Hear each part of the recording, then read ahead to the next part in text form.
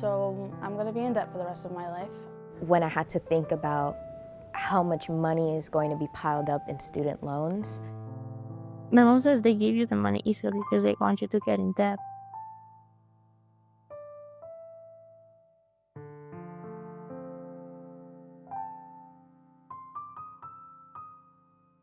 When I had to think about how much money is going to be piled up in student loans, even as a doctor, I knew it was still going to be very hard, and I really didn't want to put myself or my family through that struggle of having to figure it out.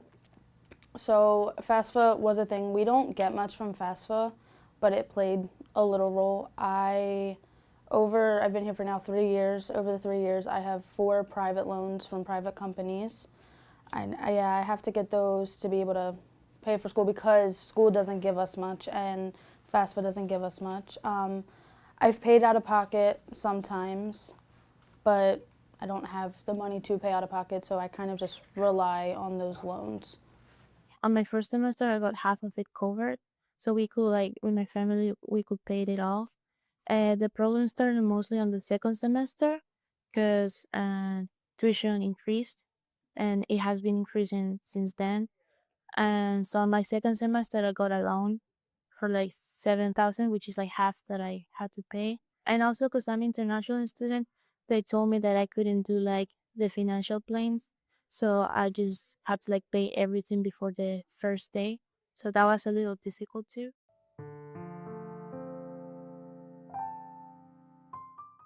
Ooh, so when I was completing all of my financial aid, when I was getting ready to start my first semester, I try to avoid accepting my student loans as much as possible. I didn't even know about Parent Plus. I didn't want to accept my subs and unsubsidized. I wanted to stick to just my Pell grants, my student assistant grants, my scholarship. That's all I wanted to stick to. But in the end, even before I chose to house on campus, it was still too much. I still had probably about 5,000 to 10,000 left in order to go here. And in the end, my only choice was I'm gonna have to choose the loans. And it was a very hard conversation with my parents just because they were like, we have to do what we have to do for you to be able to go to school. So I'm gonna be in debt for the rest of my life. I've been here for 3 years now, and over those 3 years, I already have 4 private loans that I am paying back myself monthly. Two of them are 20,000, one is 16,000, one is 15,000. I didn't really have a choice. If I wanted to come to school down here, I had to reach out and get those because I couldn't afford it. I go to a private school in South Florida, like it's expensive, and we couldn't pay out of pocket and nothing else.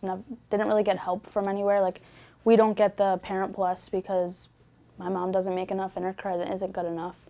So those loans were like kind of what saved me, but are also hurting me like in the long run.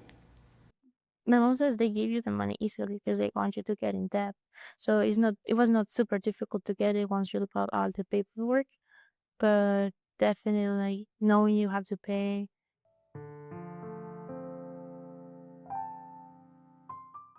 But they know the struggle with that, and my mom had those loans for years. And I was like, I don't want that. I really don't. So it was a hard conversation. In the end, they told me, just do it. They're federal loans, it's okay. So I'm like sitting there crying, and my sister Alexis is like, she already has 2 loans out in my name, 2 out in my sister's, and she's in school getting her PhD herself. So I didn't want to ask her because she already has done so much for me when it comes to school that I just like felt bad, and I didn't want to put that toll on her. So she saw me like distraught though, like sobbing at the table. So we went through, and she was able to co-sign on another private loan for me. And in like the time span of 45 minutes, I was crying because I wasn't going back. And then I was crying because it went through, and then I was going back, and then I don't know, I was just a mess. At the end of it, I didn't even know why I was crying anymore. Because we always say the same, we're always like, I don't know how we're going to pay next semester, but we always find a way. So I was not super worried about it. And I was like asking her like, hey, we had to pay nutrition. Like I had to go back. It was in winter break, like December, and the holidays passed. And I remember, I think it was like the 2nd of January, like she sat me at the table with my dad and she was like, we cannot pay for your tuition. And for me, it was like a shock at the beginning because, like I told you, I know it was difficult, but we've been doing it for like all these years that I've been in thought like it will actually stop being like that. So yeah, I found out like that. And then I came back like a week after because I was living on campus. So I had to pick up my stuff.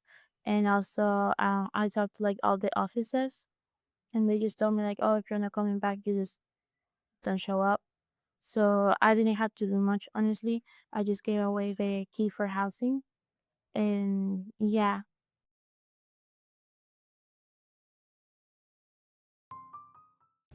Growing up as a kid, my mom never really, because I grew up with mainly my mom for almost my whole entire life. So as a kid, she never wanted to pretty much, I was aware that we were low class and that we were pretty much in blank broke, but she tried to pretty much hide the hardships that came behind us being so low class. And it wasn't anything new to me. I knew what it was like to grow up living with multiple family members in one home. I mean, I've lived with maybe up to 6 people in one house, and it was a 2-bedroom. And growing up in a mobile home.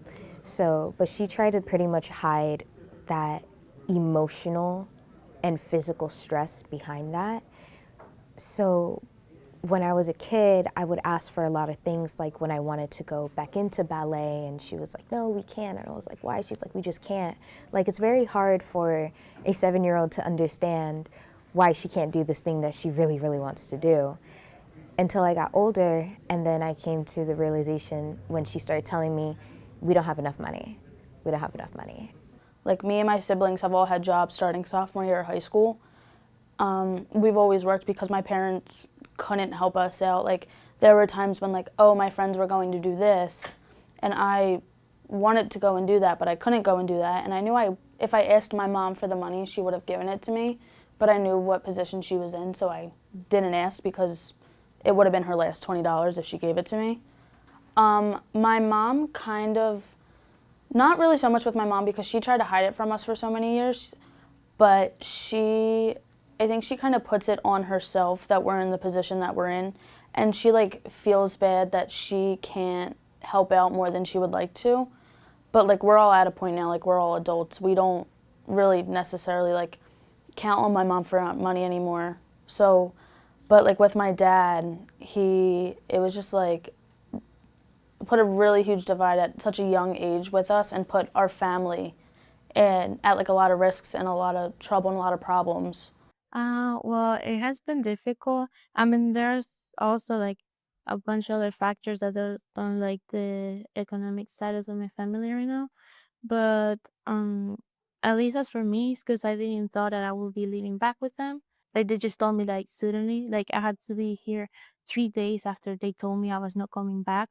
So I didn't have like much time to process.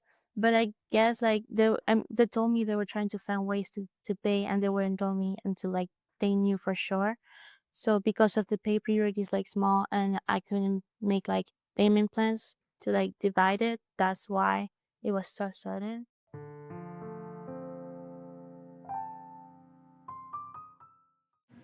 Definitely don't judge people based off solely their financial status.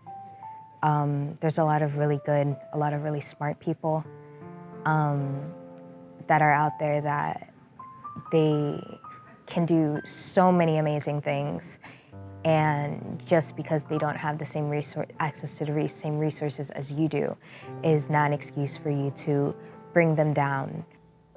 With my experience, probably specifically, it's just kind of like, don't give up, I guess you'd say. Somehow, some way, everything has worked out for me in the end. I've been through hell with it, and I've gone through a lot to get there, but everything seems to just work itself out. Like, I pray every morning, and I just kind of have hope, and I don't let certain things get to me in certain ways. I just kind of, I don't don't know, I just kind of let life figure itself out. I tried to until I can't anymore. And then when I can't figure it out, that's usually when it happens. There are going to be days that you will not know if you can keep going, but I would say work hard, and obviously, like, if it's something you want and you think you can work hard for that, like, go for it.